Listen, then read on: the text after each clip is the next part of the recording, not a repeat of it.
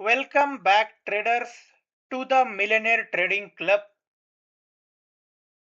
तो अक्सर जो भी ट्रेडर स्मार्ट मनी कंसेप्ट्स को जानते हैं या फिर अगर सीख रहे हैं तो उन्हें फेयर वैल्यू गैप के बारे में पता रहता है।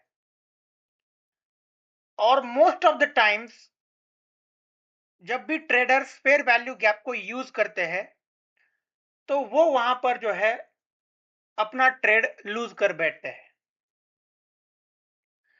और उन्हें समझ में नहीं आता कि क्या जो है वहां पर उनसे गलती हुई है या फिर हो रही है, क्योंकि बहुत से ट्रेडर्स बार बार फेयर वैल्यू गैप को यूज करने की कोशिश करते हैं, लेकिन ज्यादातर करके वो वहां पर गलत तरीके से उसे इस्तेमाल करते हैं और वहां पर जो है लॉसेस बुक करते हैं। लूजिंग ट्रेड्स वहां पर जो है उन्हें देखने को मिलते हैं। तो आज का ये वीडियो आप सभी के लिए है। अगर आप फेयर वैल्यू गैप को ट्रेड करना चाहते हो, जो कि मोस्ट ऑफ द ट्रेडर्स चाहते हैं, क्योंकि इससे आपको जो है स्नाइपर एंट्री बनाने का मौका मिलता है मार्केट्स के अंदर। मीनिंग के बहुत ही स्मॉल स्टॉप लॉस के साथ में आप जो है वहां पर एंट्री कर सकते हो यूजिंग फेयर वैल्यू गैप, और बहुत ही अच्छा मोमेंटम वहां पर जो है कैप्चर कर सकते हो। तो इवन अगर आपको फेयर वैल्यू गैप्स के बारे में ज्यादा पता नहीं है तो भी कोई ज्यादा दिक्कत की बात नहीं है। इस वीडियो के अंदर मैं आपको सभी चीजें स्टेप बाय स्टेप एक्सप्लेन करूंगा। सबसे पहले हम देखेंगे फेयर वैल्यू गैप होता क्या है। उसके बाद क्या मिस्टेक्स जो है ट्रेडर्स दोहराते हैं जिसकी वजह से वो हर बार फेयर वैल्यू गैप को गलत तरीके से ट्रेड करते हैं या फिर जो है गलत फेयर वैल्यू गैप वहां पर पिक करते हैं।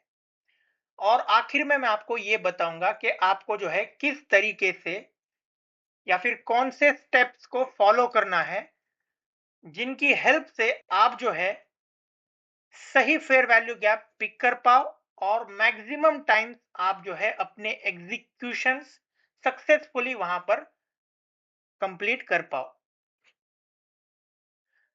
तो ज्यादा टाइम वेस्ट किए बिना चलिए ये वीडियो स्टार्ट करते हैं।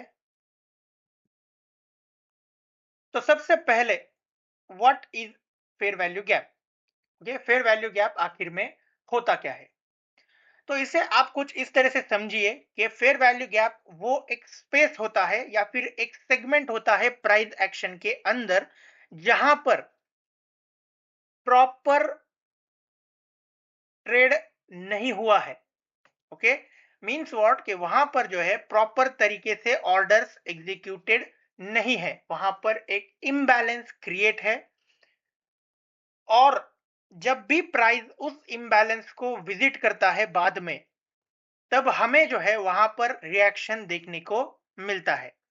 अभी एक फेयर वैल्यू गैप कब वहां पर क्रिएट होता है, जब बिग ऑर्डर जो है मार्केट्स के अंदर एग्जीक्यूट होते हैं, तभी जो है हमें एक स्ट्रॉन्ग इम्बैलेंस देखने को मिलता है।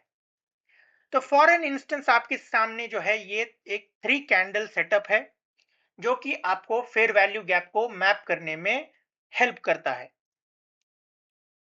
तो इसमें आपको क्या है, आपको चाहिए जब भी आपको एक फेयर वैल्यू गैप मैप करना है तो आपको 3 कैंडल्स की जरूरत होती है। फर्स्ट कैंडल, सेकंड कैंडल और थर्ड कैंडल। अभी फेयर वैल्यू गैप क्या होता है कि जो आपका फर्स्ट कैंडल का और थर्ड कैंडल का जो भी आपका हाई लो रहेगा उसके बीच का जो सेक्शन है वो आपका फेयर वैल्यू गैप होता है। ओके, जैसे कि इस एग्जांपल के अंदर हमारा जो फर्स्ट कैंडल का हाई है और जो थर्ड कैंडल का लो है, उन दोनों के बीच में हमें एक गैप दिखाई दे रहा है। ओके, आप यहां पर देख सकते हो ये आपके सामने एक गैप अवेलेबल है। ये वीक और ये वीक अगर यहाँ पर जो है ओवरलैप हुए होते तो यहाँ पर कोई फेयर वैल्यू गैप अवेलेबल नहीं था। लेकिन क्योंकि यहाँ पर जो है ओवरलैपिंग नहीं है, बीच में हमें जो है एक सेगमेंट ऑफ प्राइस एक्शन देखने को मिल रहा है, तो ये इम्बैलेंस को हम फेयर वैल्यू गैप की तरह ट्रीट करते हैं। और इसका जो है एंट्री मैकेनिज्म क्या होता है कि आप जो है जब भी प्राइस फ्यूचर के अंदर यहां पर आएगा, जो आपका थर्ड कैंडल का लो है इसके पास आएगा, तब आप वहां पर जो है एंट्री करोगे फॉर आपका जो भी ट्रेंड है। जैसे कि इस केस के अंदर आपका बुलिश ट्रेंड है, तो बुलिश ट्रेंड के हिसाब से आप यहां पर बुलिश एंट्री बनाओगे और आपका जो स्टॉप है वो जाएगा आपकी मिडिल कैंडल के लो पे। ओके, ये रहेगा आपका स्टॉप, यहां पर आपका स्टॉप जाएगा, यहां पर एंट्री और यहां पर स्टॉप, और आप जो है ऊपर में जो भी आपका लिक्विडिटी लेवल है उसे टारगेट करोगे। ये है mechanism for using fair value gap. तो बहुत ही आसान है, इसको आप अगर उल्टा कर दोगे तो बीरिश केस के लिए वहां पर वो रेडी हो जाएगा। ठीक है, आपको चाहिए 3 कैंडल्स, उसमें से जो फर्स्ट और थर्ड कैंडल है उन दोनों के बीच में जो आपका स्पेस आपको दिखाई दे रहा है, जो आपका इम्बैलेंस है, आप उसे as a fair value gap mark करोगे। और जब भी इन फ्यूचर प्राइस उसे रिविजिट करेगा उस गैप को, तो वहां पर जो है रिएक्शन मिलने की प्रोबेबिलिटी बहुत ज्यादा हाई होती है। अभी इसके इन डेप्थ मैकेनिज्म में अभी हम नहीं जाएंगे कि ऐसा क्यों होता है, क्योंकि ये वीडियो बहुत ज्यादा जो है वहां पर लंबा हो जाएगा, और साथ ही में इस वीडियो का वो कॉन्टेक्स्ट नहीं है। इस वीडियो में मुझे आपको ये बताना है कि आप किस तरह से जो है सही फेयर वैल्यू गैप को पिक करोगे। तो ये नॉर्मल एक्सप्लेनेशन था अगर आपको फेयर वैल्यू गैप के बारे में पता नहीं रहता है तो इस तरह से इसका मैकेनिज्म होता है। तो अब हम देखेंगे कि क्या जो है मिस्टेक्स ट्रेडर्स बार बार दोहराते हैं जिसकी वजह से वो फेयर वैल्यू गैप्स को सही से ट्रेड नहीं कर पाते हैं और बार बार जो है वहां पर लॉस कर बैठते हैं। तो सबसे पहले मिस्टेक जो ट्रेडर्स वहां पर करते हैं कि हर एक फेयर वैल्यू गैप को वो वहां पर पिक करते हैं। मीनिंग व्हाट कि आपने कोई भी एसेट ओपन किया और आपको कहीं पर भी 3 कैंडल्स दिख जाए तो आप उसे जो है मैप करते हो और उसे as a fair value gap treat करना स्टार्ट कर देते हो। ये सबसे इंपॉर्टेंट और सबसे ज्यादा कॉमन मिस्टेक है जो ट्रेडर्स दोहराते हैं। जो भी ट्रेडर्स स्मार्ट मनी कंसेप्ट्स को सीख रहे हैं या फिर नए नए सीख चुके हैं, एक्सपीरियंस ट्रेडर ज्यादातर करके इसे अवॉइड करते हैं, लेकिन फिर भी जो है वो भी वहां पर ट्रैप हो जाते हैं कई बार। उसके बाद में इग्नोरिंग स्ट्रक्चर, वो क्या करते हैं, स्ट्रक्चर को इग्नोर कर देते हैं। मीनिंग फॉर एग्जांपल, अगर बुलिश स्ट्रक्चर चल रहा है तो इसका मतलब क्या हुआ कि हायर हाइज बन रहे हैं, और उस केस के अंदर आप जो है स्ट्रक्चर को इग्नोर करके आप एक बियरिश फेयर वैल्यू गैप वहां पर ढूंढ रहे हो, उसे मैप कर रहे हो और उसे ट्रेड कर रहे हो। तो ये सबसे ज्यादा जो है बेवकूफी भरा आपका डिसीजन रहता है, क्योंकि वहां पर जो है वो एज अ रिट्रेसमेंट प्राइस चल रहा है। उस आपको स्ट्रक्चर को इग्नोर नहीं करना है, स्ट्रक्चर बहुत ज्यादा इंपॉर्टेंट रहता है। तो आप उसे जो है फेयर वैल्यू गैप वहां पर मैप नहीं कर सकते हो। और थर्ड मोस्ट इंपॉर्टेंट, जब बहुत सारे गैप्स आपके सामने अवेलेबल होते हैं तो आपको समझ में नहीं आता है कि कौन सा गैप आपको यूज करना है। तो ये 3 जो है मिस्टेक्स ट्रेडर्स करते हैं। जब बहुत सारे गैप्स हो तो आपको जो है एग्रेसिवली वहां पर एंट्री नहीं करनी होती है। आपको वेट करना होता है कि कौन से फेयर वैल्यू गैप से हमें जो है या फिर कौन से इम्बैलेंस से हमें रिएक्शन देखने को मिल रहा है, और साथ ही में अदर फैक्टर्स क्या उसे सपोर्ट कर रहे हैं। जैसे कि हमने देखा कि स्ट्रक्चर सपोर्ट करना चाहिए, लिक्विडिटी वहां पर जो है सपोर्ट करनी चाहिए। तो ये कॉमन मिस्टेक्स है जो ट्रेडर्स यहां पर दोहराते हैं। अभी एग्जांपल के थ्रू देखेंगे कि इसे जो है आप किस तरह से अवॉइड कर सकते हो। तो फॉर एग्जांपल अभी आपके सामने ये एक प्राइस एक्शन है। यहां पर अभी ट्रेडर्स क्या करेंगे कि आप देख सकते हो कि यहां पर एक बहुत बड़ा इम्बैलेंस क्रिएट हो चुका है। तो अभी ट्रेडर्स क्या करेंगे, इसे मैप करेंगे सबसे पहले। ओके, अब वो इसे एज ए इम्बैलेंस वहां पर ट्रीट करेंगे और यहां पर जो है उसे फेयर वैल्यू गैप की तरह ट्रीट करके यहां पर एंट्री बनाएंगे, यहां पर स्टॉप लॉस लगाएंगे।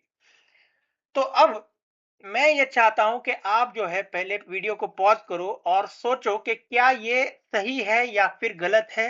अगर ये गलत है तो क्यों गलत है, और अगर ये सही है तो वो क्यों सही है। उसके बाद में मैं आपको एक्सप्लेन करता हूं कि यहाँ पर आखिर में क्या हो रहा है और क्या चीजें ट्रेडर्स इग्नोर करते हैं जिसकी वजह से उन्हें जो है लॉसेस देखने को मिलते हैं।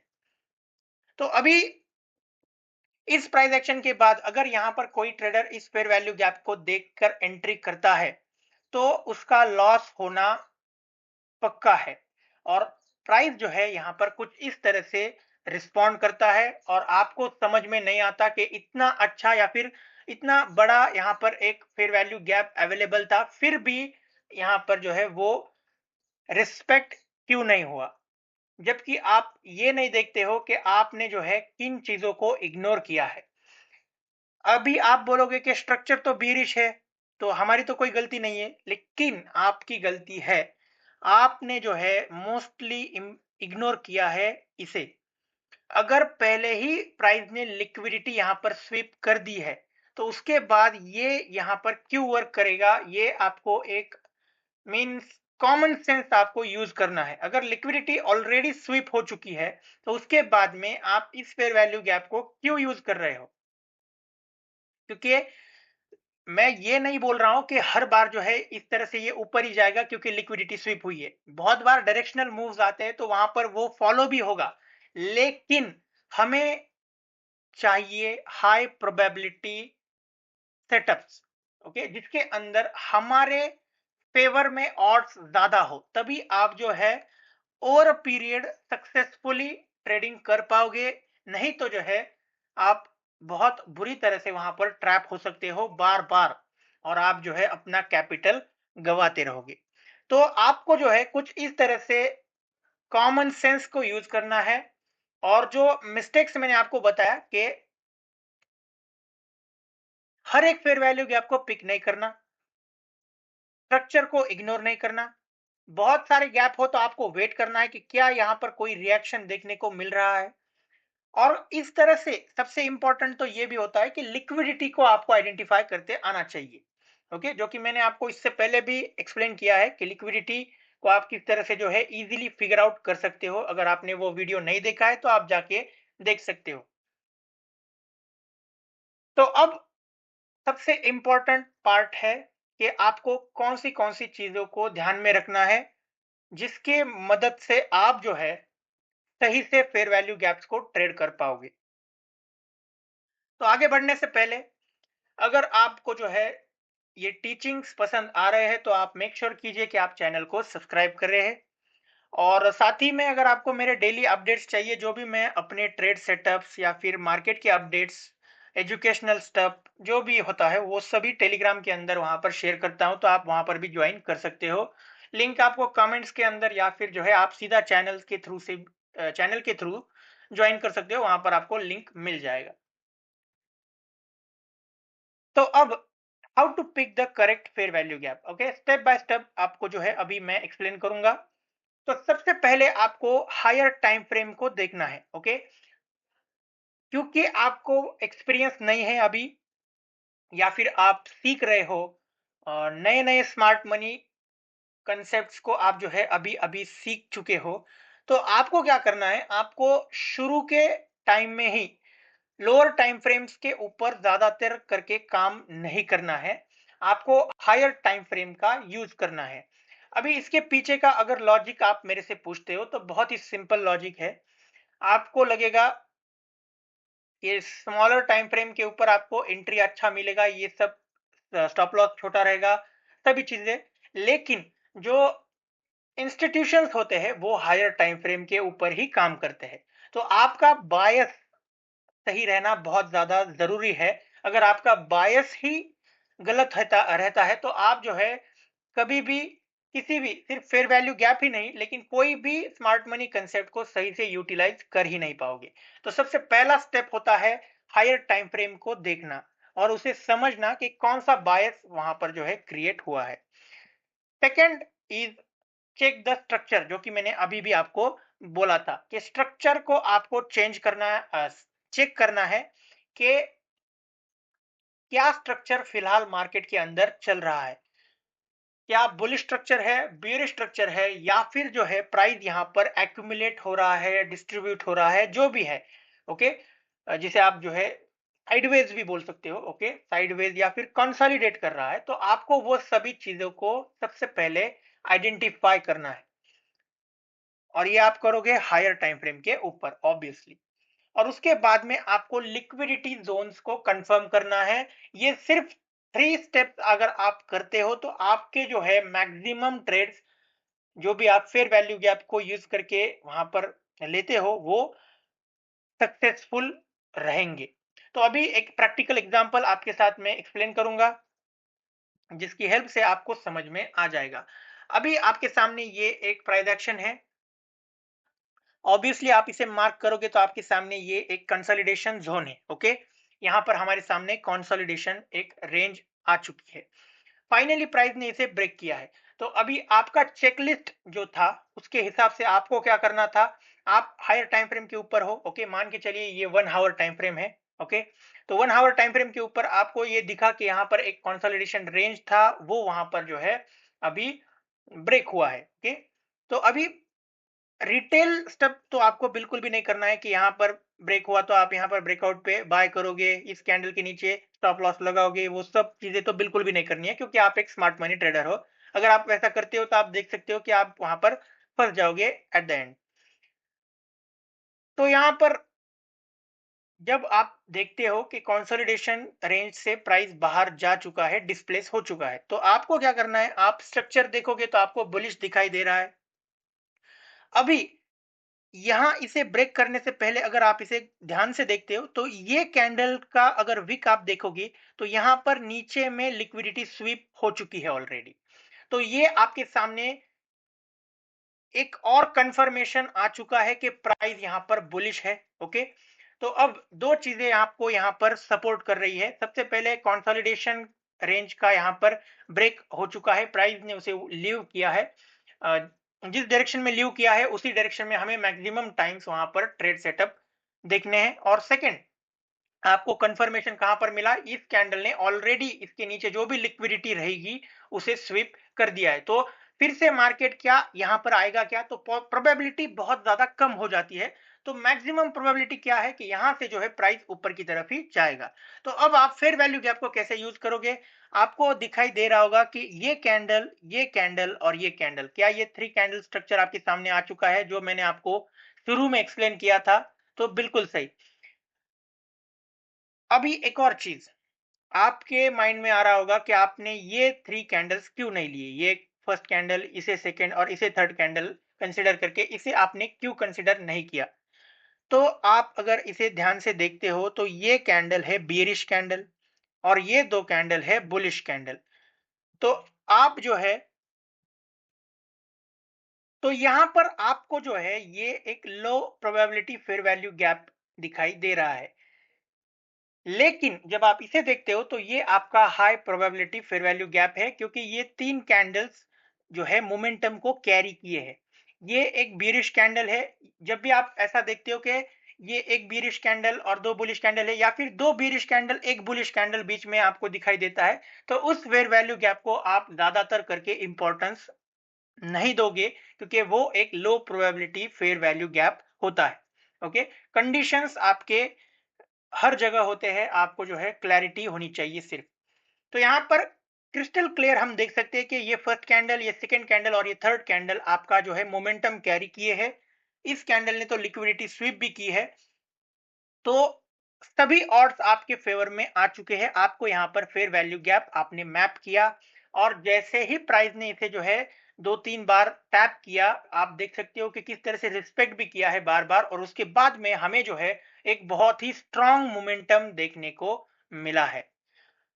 और जो आपका स्टॉप रहेगा ऑब्वियसली आपका जो मिडिल कैंडल है उसका लो, या फिर अगर बीरिश केस हो तो हाई। ओके, ये आपका स्टॉप रहेगा। तो आप देख सकते हो कि कितने छोटे स्टॉप लॉस के साथ में, कितने स्मॉल स्टॉप लॉस के साथ में आपको जो है इतना अच्छा मूव देखने को मिला है। तो इस तरह से अगर आप काम करते हो तो आप जो है सक्सेसफुली अपने सेटअप्स को एग्जीक्यूट कर पाओगे। नहीं तो आप जो है बार-बार उसी लूप के अंदर फँस जाओगे और आपको समझ में नहीं आएगा कि आप जो है स्मार्ट मनी कांसेप्ट्स को सही से यूज़ क्यों नहीं कर पा रहे हो और जो है बार-बार लॉसेस क्यों हो रहे हैं। तो ये सभी चीज़ें होती है। अभी इसके अंदर और भी बहुत ज़्यादा डेप्थ है, जो कि मैं मेंटरशिप के अंदर जो है अपने स्टूडेंट्स के साथ वहाँ पर शेयर करता हूँ। यहाँ पर सभी चीज़ें अगर शेयर करने के लिए बैठ जाऊँ तो बहुत ज़्यादा समय निकल जाएगा हर एक चीज़ को एक्सप्लेन करने में। तो इसीलिए यहाँ पर जो है ये मोर देन सफिशिएंट है। अगर आप इन सभी चीज़ों का यूज़ करते हो, मीनिंग व्हाट, कि अगर आपको proper high level professional trader बनना है तो आप मेंटरशिप ज्वाइन कर सकते हो। लेकिन अगर आपको side business, passive income, side generate करना है तो ये आपके लिए मोर देन इनफ है। आप इसका यूज करो। जो भी बातें मैं आपको बोल रहा हूँ उसे आप सही से समझो, नोट कर लो और उसे जो है धीरे धीरे एग्जीक्यूट करना स्टार्ट कर दो, प्रैक्टिस करना स्टार्ट कर दो। आपको जो है बहुत अच्छा रिजल्ट वहां पर देखने को मिल जाएगा। तो आई होप आपको जो है ये टीचिंग, इम्पोर्टेंट टीचिंग पसंद आई होगी। और मेक श्योर कीजिए कि आप जो है चैनल को सब्सक्राइब करें, वीडियो को लाइक करें, अपनी ट्रेडिंग कम्युनिटी के अंदर शेयर भी कर सकते हो अगर आपको जो है करना हो। तो मिलते हैं नेक्स्ट टीचिंग के अंदर, तब तक के लिए goodbye and take care.